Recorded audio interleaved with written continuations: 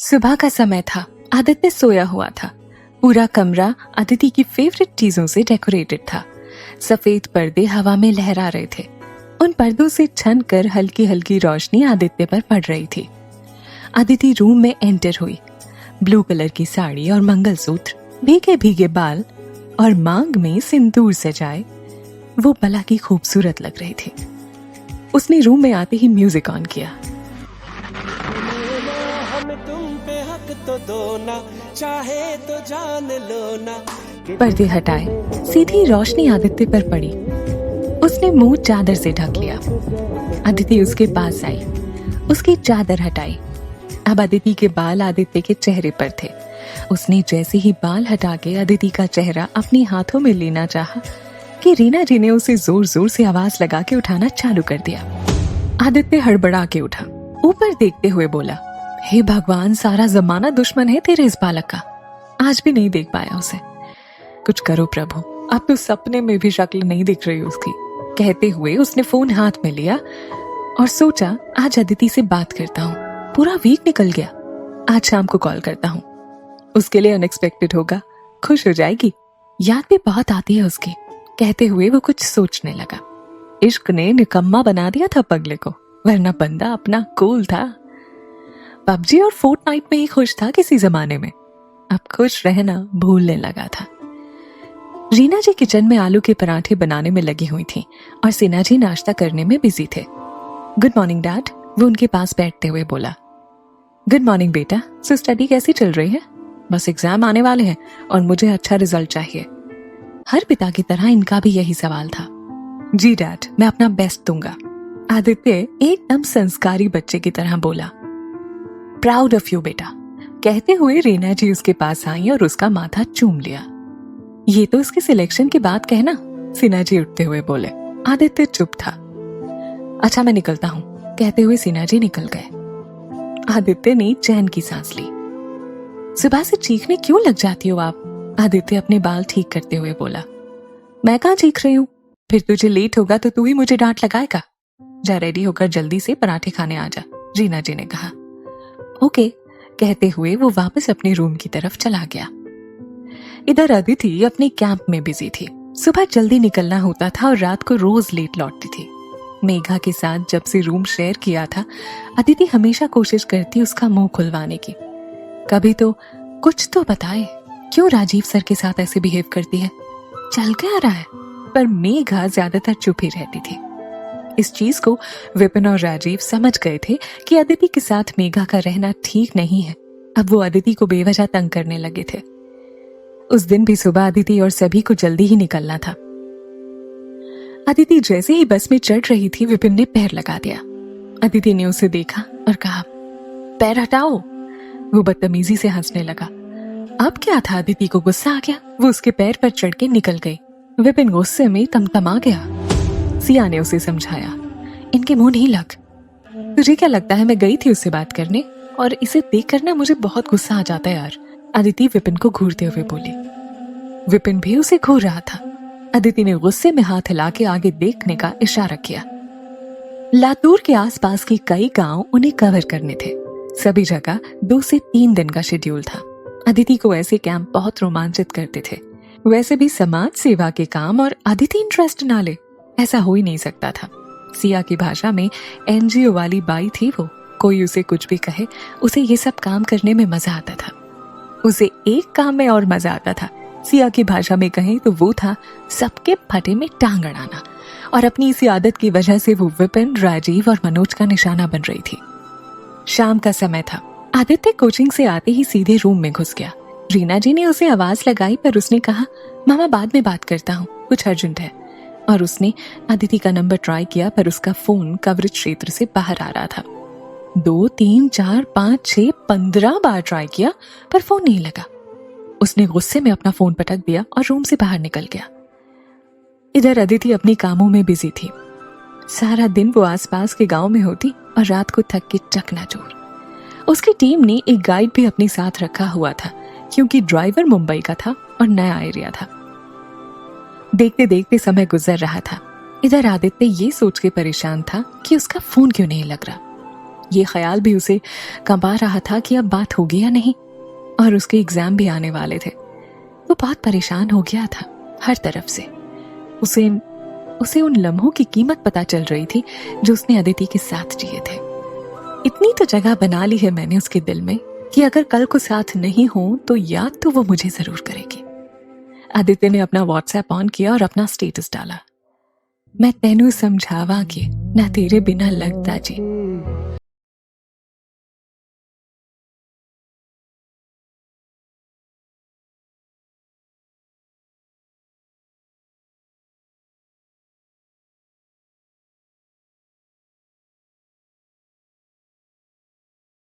कौन बताए, वो तो कवरेज क्षेत्र से बाहर थी। कहते हैं दूरियां प्यार बढ़ा देती हैं, वही हो रहा था। प्यार बढ़ रहा था और दिलों की दूरियां कम हो रही थीं। इधर अदिति भी दिन ब दिन उसे याद करके उदास रहने लगी थी। उसकी यह हालत सिया से छिपी नहीं थी। वो उसे समझाते हुए बोली, सब ठीक हो जाएगा। और देख, जब मेरा ब्रेकअप हुआ था तूने कैसे कहा था, ये भी ऐसे ही था यार, बेवजह ही लड़ाई की। बता, गलत नाम पर कौन इतना गुस्सा करता है? सच में गलत नाम पर लड़ना तुझे बेवजह लगता है? उदास आंखों से अदिति ने सिया से पूछा। सिया चुप हो गई। वो जानती थी मैटर कितना सीरियस हो गया है।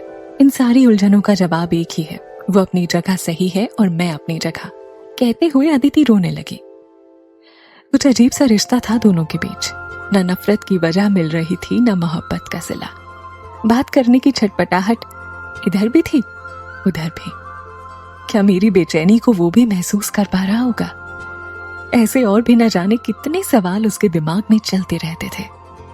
समय गुजर रहा था। अदिति के कैंप से वापस आने का समय अब कम होने लगा था। एक दिन रात को एक गांव से लौटते उनकी बस एक सुनसान रास्ते पे पंक्चर हो गई। क्या हुआ? डॉक्टर आशा ने ड्राइवर से पूछा। मैडम, पंक्चर हो गया लगता है, मैं चेक करके आता हूँ, ड्राइवर ने कहा और हेल्पर के साथ जाकर देखा। साथ में उनका लोकल गाइड भी नीचे उतर गया। हाँ मैडम, थोड़ा टाइम लगेगा, पंचर हो गया है, ड्राइवर ने उन्हें बताया। सभी लोग एक एक करके नीचे उतरने लगे। अदिति ने मेघा से भी कहा, पर वो बस में ही रहना चाहती थी। सिया ने इशारा किया, तो चल इसको बैठने दे। लोकल गाइड ने आसपास देखते हुए उन्हें आगाह किया कि आप लोग प्लीज नीचे ना उतरे, यहाँ जगह ठीक नहीं है। पर उसकी किसी ने नहीं सुनी और उसे साइड करके सब नीचे उतर गए सिवाय मेघा के। अदिति का वही सब कुछ जान लेने वाला मन। उसने लोकल गाइड से पूछा, भैया जी क्यों मना कर रहे थे नीचे आने को? लोकल गाइड के आसपास सारे लोग जमा हो गए। मैडम, सामने जो रास्ता दिख रहा है, यहाँ से आधा किलोमीटर दूर एक गांव है। कहते हैं यहाँ 500 साल पहले काले जादू के दम पर औरतों को डायन बनाया जाता था। वो बड़ी बड़ी आंखें करते हुए बोला। सारे लोग उसकी बात सुनकर हंसने लगे। वो बोला, ये हंसने वाली बात नहीं है। यहाँ सबसे खतरनाक काला जादू डायन प्रथा की शुरुआत हुई थी 15वीं दशक में। जब से इस गांव में ये प्रथा चालू हुई है, तब से यहाँ कोई चैन से नहीं सो पाया। काली जादू के बल पर आम महिलाओं को डायनों में बदल दिया जाने लगा, इसीलिए इस गांव की पहचान भी बदल गई। अच्छा और बताओ, अब सभी लोगों को उसकी बातों में इंटरेस्ट आने लगा। पहले एक महिला डायन बनी, फिर कई बनी। पहले तो गांव के लोगों को समझ नहीं आया, फिर जब डायनों का साया गांव वालों को परेशान करने लगा, तब उन्हें पता चला वो डायन शिकार करती थी। पहले तो खुद के घरों को निशाना बनाया, फिर पूरा गांव ही उनकी कैद में आ गया। जवान लड़के डायनों के पेड़ के पास मरे हुए लटके पाए जाने लगे। डायनों ने उन्हें प्रेम जाल में फंसाया, फिर खून चूसा। खून का इस्तेमाल तंत्र मंत्र के लिए भी किया। वो बोला, लड़कियां अब डरने लगी थीं। रात का समय था, हर तरफ अंधेरा, ऊपर से लोकल गाइड की बातें।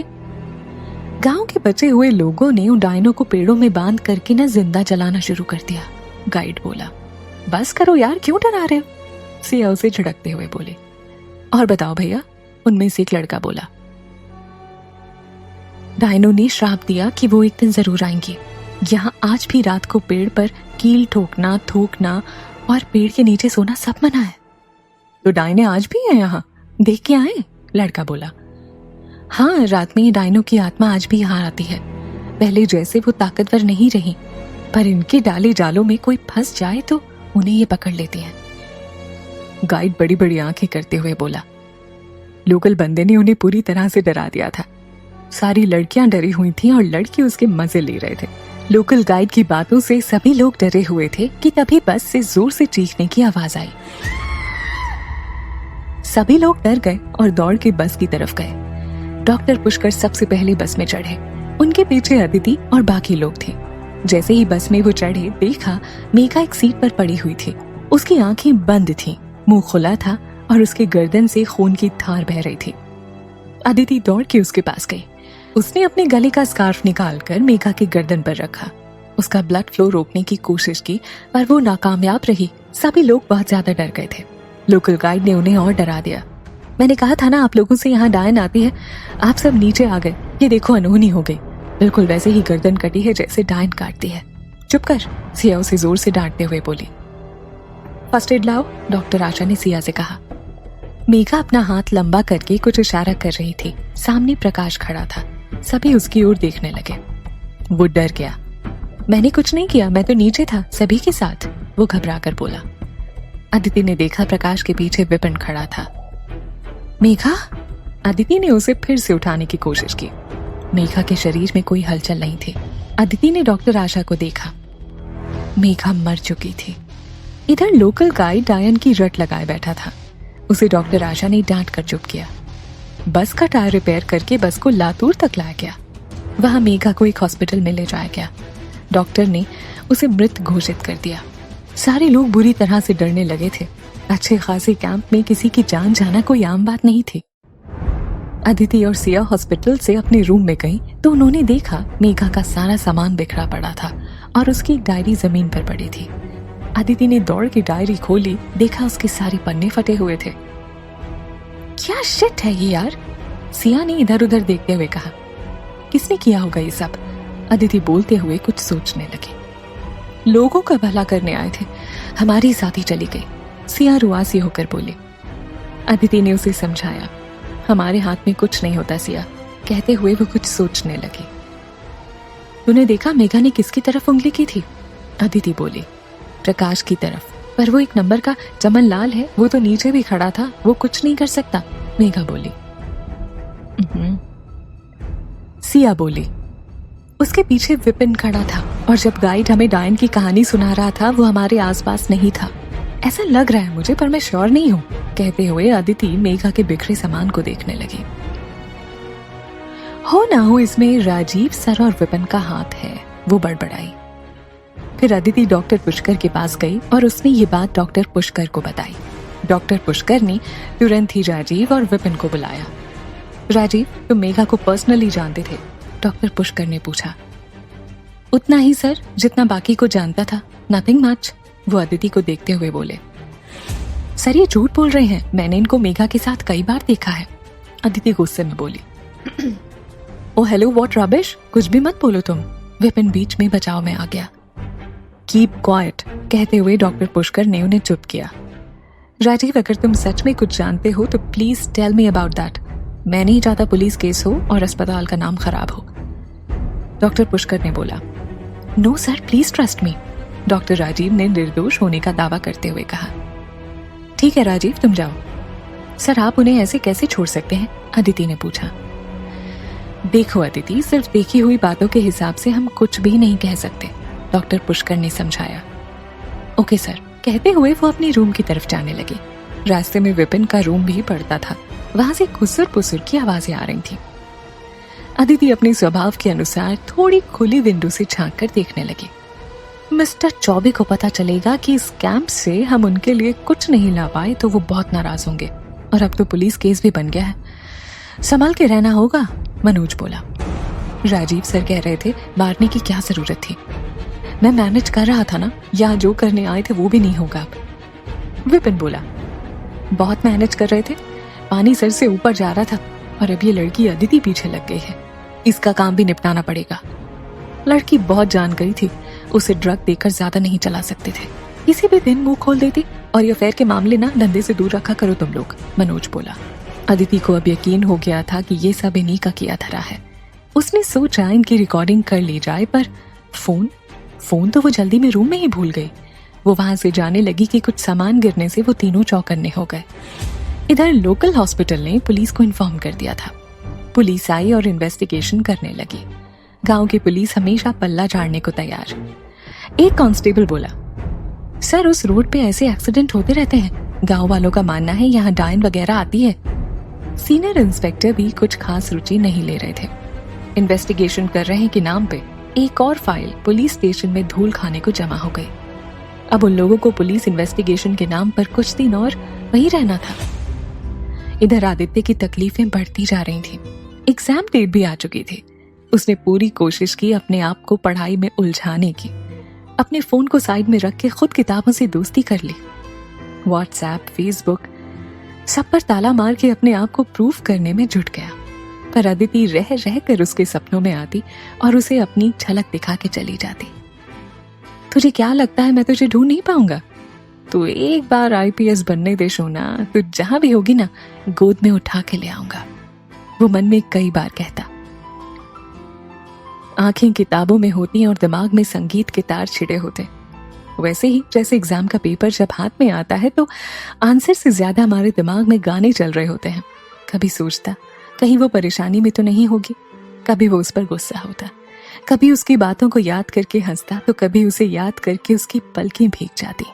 उसे ये सब बचपना लगता, पर बचपना तो हम सब में हर उम्र में होता है, चाहे वो 5 साल हो, 25 साल हो या 65 साल। हमारा बचपन कभी ज्यादा नहीं है, बस उसे हम दुनिया को दिखाना कम कर देते हैं। पर अकेले में तो हम वो सब जी सकते हैं जो हमें अच्छा लगता है। आदित्य भी वही कर रहा था। देखते देखते एक हफ्ता और बीत गया। कुछ समय बाद लोकल पुलिस से परमिशन लेकर कैंप ग्रुप वापस मुंबई जाने लगा। अब अदिति विपिन से थोड़ा दूर ही रहती। विपिन खुश था कि लड़की अब छानबीन नहीं कर रही है, पर वो निश्चित कर चुका था ये बीच में आई तो रहेगी नहीं, बस अपनी गति से चल रही थी। अदिति अपना फोन हाथों में लिए बैठी थी, बार बार ऊपर नीचे करके अपना नेटवर्क देख रही थी। नेटवर्क मिलते ही उसने सबसे पहले अपने आदि को व्हाट्सएप पर देखा। लास्ट सीन तो उसका 7 दिन पहले का था, पर उसने उसका स्टेटस देखा। मैं तेनू समझावांगी ना तेरे बिना लगता जी।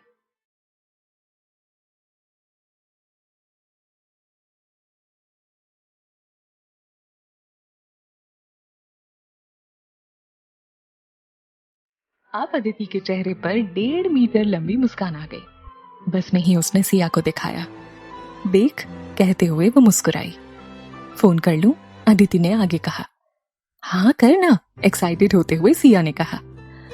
यार पता नहीं उसने फोन किया होगा या नहीं। अदिति सोच में पड़ गई। और ये स्टेटस ये भी तेरे लिए नहीं होगा है ना? सिया ने गुस्से में कहा। ये तो मेरे लिए है, अदिति मुस्कुराकर बोली। तो फोन कर अब, सोच मत, अगर ना उठाए तो दोबारा मत करना, सिया उसे राय देते हुए बोली। ठीक है, कहते हुए अदिति ने फोन किया। उधर आदित्य अपना फोन रूम में पटक के बाहर गार्डन में था। वरुण आया हुआ था, उसके साथ ही गप्पे लगा रहा था और उसे पता ही नहीं चला। अदिति उदास हो गई और बोली, फोन नहीं उठाया उसने यार। कोई नहीं, दोबारा कर, बिजी होगा, सिया ने कहा। इज्जत नाम की कोई चीज होती है या नहीं, तू ये बता। बस उकसाते रहो, उसने सिया को झाड़ते हुए कहा और आगे बोले। अबे नहीं कर रही, अब इंतजार करूंगी। आदित्य भी वरुण के जाने के बाद अपने रूम में आया और उसने देखा अदिति का फोन। उसकी आंखों में एक चमक आ गई।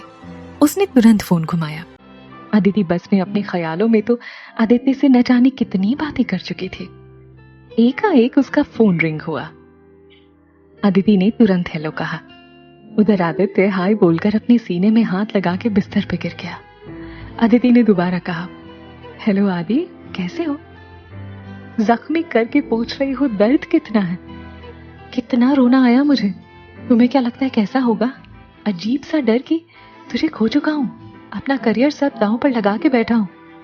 नाराज मुझे होना चाहिए, बात मुझे नहीं करनी चाहिए, और यहाँ तुम अपना फोन बंद करके बैठे हो। नॉट डन सोना, बात नहीं करनी, जाओ। कहते हुए आदित्य की आंखें भीग आईं।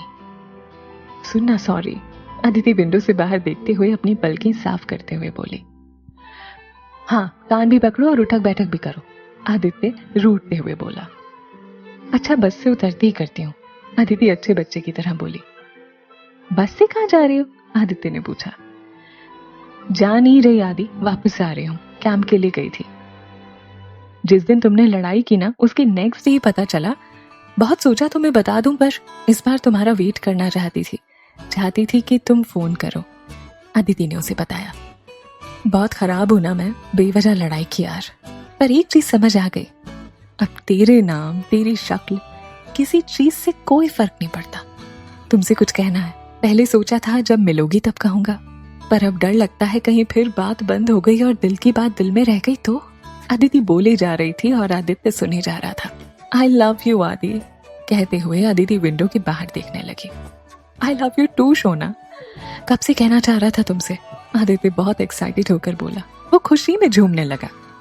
प्लीज आज के बाद कोई लड़ाई नहीं, प्रॉमिस करो, अदिति बोली। पक्का, कहते हुए वो हंसने लगा। फिर आगे बोला, बस नेक्स्ट ना कुछ दिनों में एग्जाम है, फिर मैं प्लान करता हूँ मुंबई का। सच? अदिति एकदम जोर से खुशी से चिल्लाई। बस में सारे लोग उसे देखने लगे। सिया ने उसे हाथ हिलाते हुए पूछा, क्या हुआ? उसने सिया का हाथ पकड़ के नीचे किया। बताती हूँ वाली स्माइल में उसे चुप किया। सच बोल रहे हो तुम? मतलब हम मिलने वाले हैं 1 महीने में? उसने खुश होते हुए आदि से पूछा। हाँ, बहुत दिन हो गए ना ऐसे दूर दूर, अब मिलेंगे और साथ भी होंगे, आदित्य ने आगे बोला। वो बात कर ही रहे थे कि रीना जी ने आदित्य को आवाज लगाई। सुन, फोन रखता हूँ, जल्दी फोन करूंगा, तब तक मेरी शोना का ख्याल रखना, आदित्य एकदम रोमांटिक मूड में बोला। जी सर, कहते हुए अदिति हंसी और फोन काट दिया।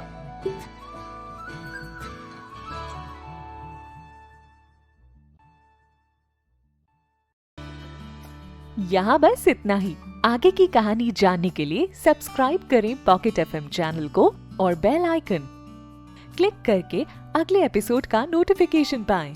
लेकिन आप सारे एपिसोड अभी सुनना चाहते हैं तो डाउनलोड करें हमारा pocket FM app, link description में है, जहां आप पाएंगे इस शो के सारे एपिसोड्स और साथ ही इसके जैसे और भी बेहतरीन शोज, वो भी एकदम फ्री। हाँ, फ्री है, तो देर किस बात की, अभी डाउनलोड करें पॉकेट एफएम ऐप।